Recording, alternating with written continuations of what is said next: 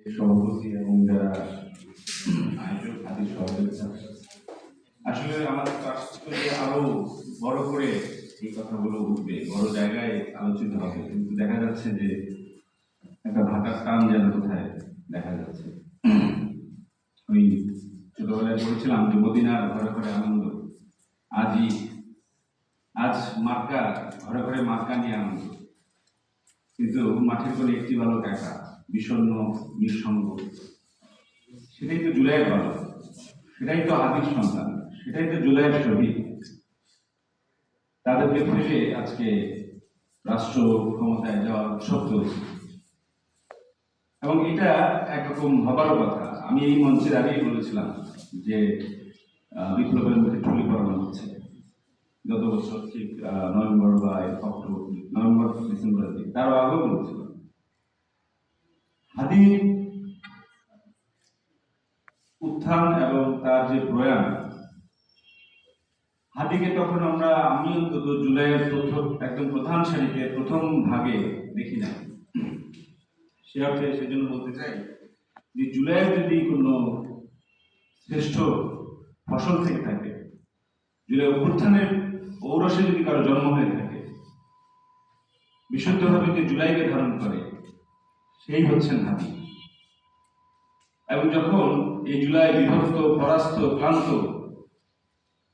তখন হাদি আবার সেটাকে জাগাবার চেষ্টা করছিল। এবং হাদির শহীদানের পর যে নীরব জনতা বিভিন্ন দিক থেকে, মূলত ছাত্র তরুণেরা অজস্র দিক থেকে এসেছিল, তারা এসে কিন্তু জুলাইকে আবার নবায়ন করে দিয়েছিল।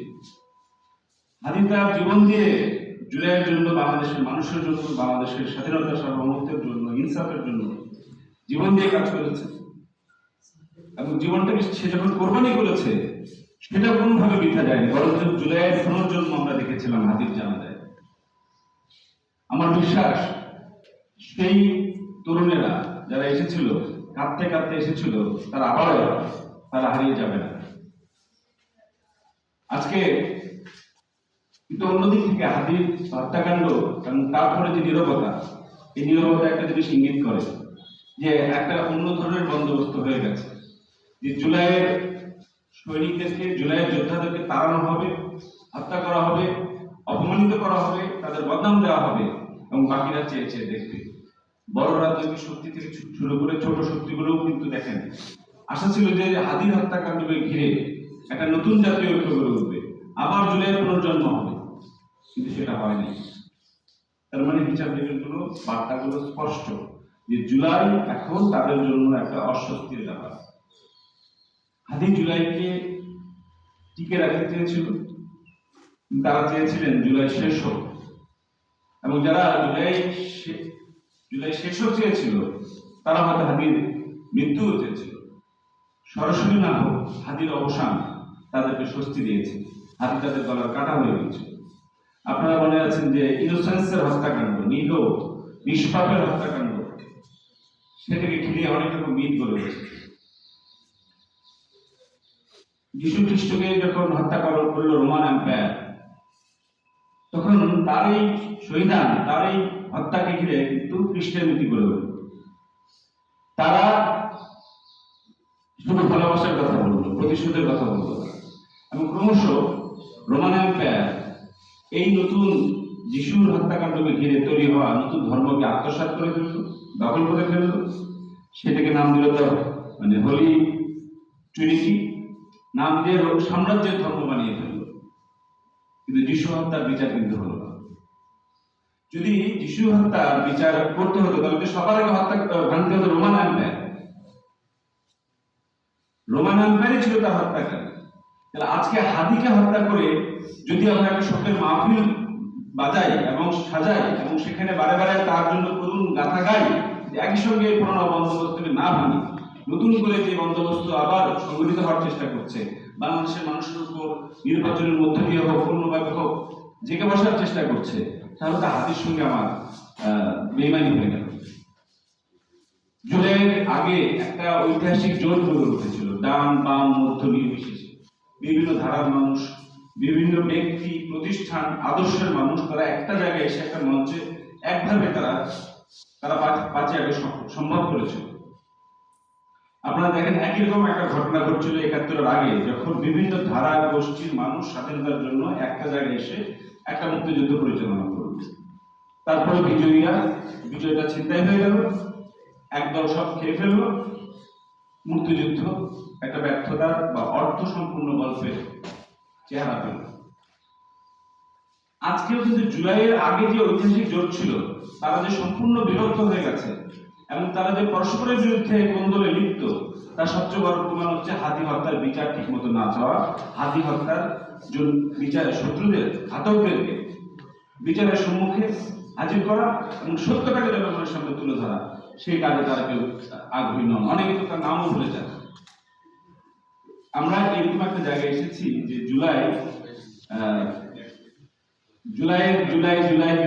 আমরা বলছি ঠিকই, কিন্তু জুলাইয়ের স্পিরিটটা আর এখানে রাজনৈতিক ধারার মধ্যে কোথায় কতটা আছে আমি জানি।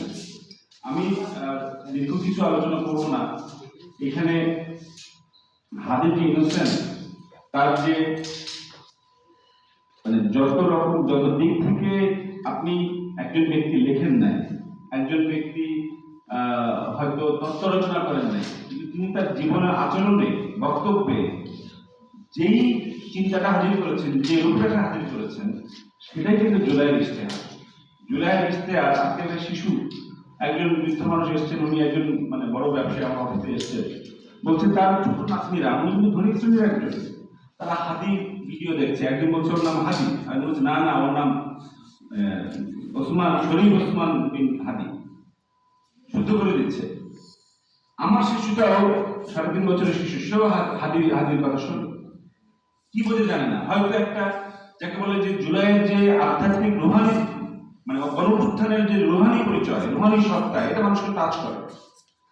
এটা যে কেউ তার কণ্ঠের মধ্যে, তার কথার মধ্যে সে সেটা টের পায়। এইভাবে এরা যেভাবে হাদিকে মুছে দিতে চাচ্ছে, সেটা সম্ভব হবে না। একটা জেনারেশন, আমি যারা কিশোর, শিশু পর্যন্ত, তাহলে এটা কিভাবে সম্ভব হচ্ছে? একজন যখন সত্য কথা বলে, একজন যখন প্রচন্ড বিশ্বাস করে একটা সত্য কথা বলে, একটা প্রতিবাদ করে, এইটা কিন্তু মানুষকে স্পর্শ করে। এইটা একজন বুঝতে পারে যে ও বলছে সত্য। হাদি যখন কথা বলতো, সেটার মধ্যে পারফরমেন্স ছিল না। হাদি যখন চলাফেরা করতো, তার মধ্যে স্ক্রিপ্ট ছিল না। হাদি যখন একটা জিনিস ভেঙে ব্যাখ্যা করতো, সেটা সে যেভাবে বুঝতো সে সেভাবেই ব্যাখ্যা করতো। হাদির যে সারল্য, এটা ছিল তার শক্তি। হাদির যে স্বস্ফূর্ততা, এটা ছিল তার ঈমান। এবং এই জুলাইয়ের যদি স্পিরিট কোথাও এখনো পর্যন্ত থেকে থাকে, আমাদের স্থানীয় রনি এসছে, এই জুলাইয়ের শারীরিকভাবে হাদিকে হত্যা করা সম্ভব হয়েছে, কিন্তু জুলাইয়ের এই রুহানি পরিচয়, রুহানি কেন্দ্র, হাদির স্মৃতিকে বা হাদির চিন্তাকে যাতে হত্যা করা সম্ভব না হয়। আমরা জুলাইয়ের পরে পরাজিত হয়েছি একটা জায়গা থেকে, সেটা হচ্ছে আমাদের এই বিজয় বা এই অর্জনকে ধরে রাখার মতো সাংগঠনিক শক্তি আমরা গড়ে তুলতে পারি না। উইদাউট সংগঠন আপনি পরিবর্তন ঘটাতে পারবেন না। আপনার মতাদর্শ প্রয়োজন, আপনার সংগঠন প্রয়োজন। এই সংগঠনগুলো তৈরি হওয়ার বদলে আমরা দেখেছি বিভিন্ন রকম দোকান তৈরির চেষ্টা হয়েছে, কিন্তু সামগ্রিকভাবে জুলাইয়ের যে ব্যাপকতা, আপনি কি মনে করেন যে অজস্র হাদি আরো তৈরি নাই? জুলাই যে উঠতি মধ্যবিত্তের বাংলাদেশের তরুণদের যে আকাঙ্ক্ষা প্রকাশ করেছে, যে সাহস প্রকাশ করেছে, সেটা একটা আগ্নেয়গিরির জ্বালামুখ খুলে দিয়েছে। এবং সেই খনি থেকে শুধু হাদির একার জন্য হয়নি, আরো হাদি আসবে এবং হাদির আগমনের রাস্তাটা আরো প্রশস্ত করে দিয়ে গেছে। আমরা যে বলি যে হিস্টোরিক রক, একটা বিরাট ঐতিহাসিক যোগ, সেটা গঠন হয় নাই, কিন্তু আমাদের সময়ের উপর হাদি তার ফেলে গেছে। না, আরো নেতৃত্ব আসবে। জুলাই শেষ হয়নি, জুলাই ময়দান থেকে আমরা এখনো বেরিয়ে যাইনি। অনেকে বেরিয়ে যেতে পারে, কিন্তু এটা এত সহজ না বেরিয়ে যাওয়া। আরো নতুন নতুন ছেলে নিয়ে আসবে, আরো কয়েকটা প্রজন্মের মধ্যে এর প্রভাব থেকে যাবে। ফ্যাসিবাদ বিরোধী বাংলাদেশপন্থী যে চেতনা, সেটা হাদি যেভাবে অনেক দূর একা এগিয়ে দিয়ে গেছে, সেটাকে আসলে আর পেছন ফেরানো সম্ভব না। আমি অনেক বছর আগে লিখেছিলাম, আবার হত্যার পরেই সম্ভব যে রক্তধারা পেছনে গড়ায় না। তো আমি আজকে আমার কথা শেষ করে হাদির জন্য ঠিক 28 ডিসেম্বর তার জানাজা পড়ে এসে লেখা ছোট্ট একটা কবিতা আমি এখানে পড়ে আমার তার প্রতি আমার শ্রদ্ধা ও অভিবাদন জানাই।